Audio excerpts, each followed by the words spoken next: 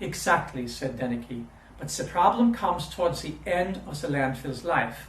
At some point, the amount of organic material still producing methane starts to drop, and it gets to the point where it is no longer cost-effective to capture. At that point, the economics deter us from doing any further mitigation, but the landfill is still producing volumes that pose a serious danger to our environment through global warming. So I and my team have developed these plastic lattices impregnated with methanotrophic microbes that we can place on top of the landfill that degrade the remaining methane into CO2 and water and biomass as it comes out until there's no more methane to degrade.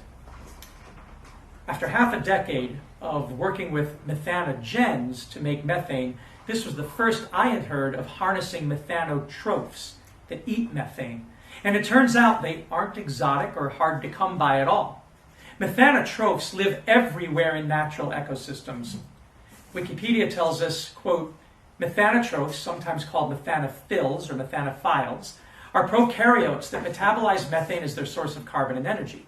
They can be either bacteria or archaea and can grow aerobically or anaerobically and require single carbon compounds to survive. So it turns out that this is a rather general strategy among two of life's 5 kingdoms. How hopeful is that?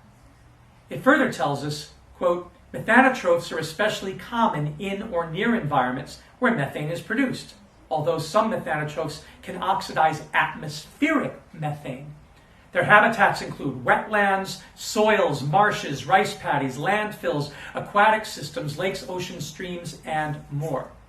The more can include presence in the air and clouds, and this is currently under investigation with promising results. As stated in the article, viable methanotrophic bacteria enriched from air and rain can oxidize methane at cloud-like conditions in Aerobiologia, Volume 29, pages 373 to 384. The authors of that study say, we demonstrate here for the first time that viable methanotrophic bacteria are present in air and rain, and thus expand our knowledge on the global distribution of methanotrophs to include the atmosphere. The fact that they can degrade methane to below atmospheric concentrations when inoculated into artificial cloud water leads to an important possible effect of these organisms.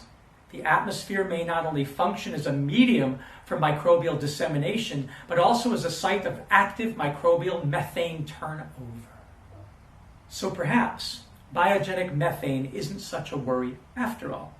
Does that mean we don't have to worry about cows at all?